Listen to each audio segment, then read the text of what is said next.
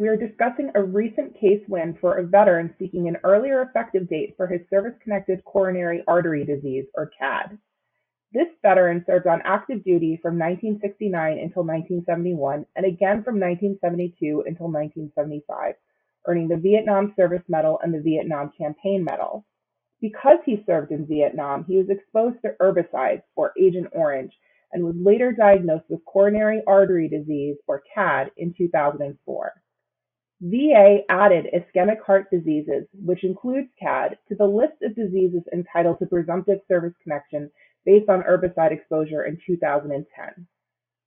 In June 2015, this veteran filed for an initial claim for VA disability compensation based on several conditions, and explicitly on his form he identified hypertension, stroke, and diabetes. Shortly after, though, he submitted a statement that discussed his CAD diagnosis and pointed VA to look for additional medical records that diagnosed CAD. He did not put CAD on the claim form, even though regulations at the time required the use of a form to file a claim. While VA was developing the claims for hypertension, stroke, and diabetes, the Comp and Pen examiners diagnosed this veteran with CAD again, and so VA then gave him a CAD-specific C&P exam. This veteran then filed a new claim for disability compensation based on a heart condition, which was granted and awarded an effective date in December 2017 when he filed that new claim. But the veteran felt that he was entitled to an even earlier effective date for his heart condition based on the 2015 claim that he filed listing hypertension, diabetes, and stroke. So he filed a notice of disagreement, which appealed the rating decision that gave him only a December 2017 effective date. VA actually did move the effective date a little bit earlier based on that appeal to December 2016, but the veteran continued his appeal, arguing that he was entitled to the 2015 date. Ultimately, the board denied the earlier effective date, so did not put the effective date any earlier than December 2016 because the veteran didn't list coronary artery disease on that claim form. And as Caitlin just said, it is a requirement that when you file a new claim, you must file it on a VA claim form. So CCK took the case to court and actually represented the veteran below at the board as well, and argued that the 2015 claim form listing hypertension, diabetes, and stroke actually included a claim for coronary artery disease, even though that diagnosis wasn't explicitly listed on the form. And we made this argument based on the statements that the veteran submitted shortly after submitting that 2015 claim form that made clear that it was his reasonable expectation that VA would also look at the potential connection between his coronary artery disease and his service.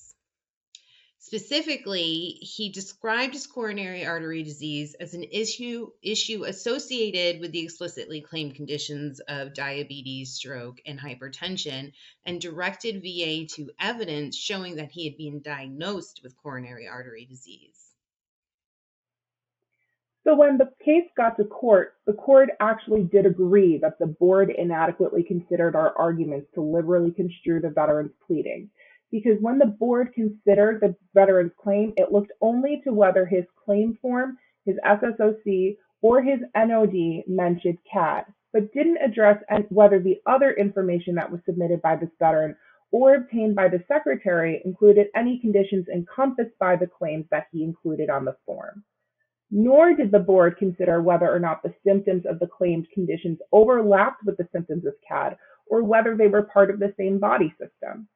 The court determined that the board erred in failing to address our argument that the 2015 claim remained pending and unadjudicated because evidence establishing a CAD diagnosis was received while the 2015 claim was pending. And ultimately here, the court set aside the board's decision to deny an earlier effective date and remanded the case back down to the board.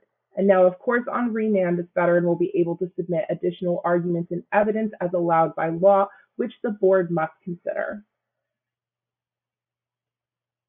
Amy, do we have any final thoughts on this case? Are there any takeaways that veterans at home could take from this? Yeah, I think the biggest takeaway is that it's really important to list everything on that claims form. Even if it seems pretty obvious to you that VA should be making the connection between the list a condition that you have identified on the form and another condition, make sure you're listing that. This veteran has now had to fight VA for years trying to get that earlier effective date, and this problem could have been avoided entirely if he had just listed CAD on the form. I absolutely agree, Amy.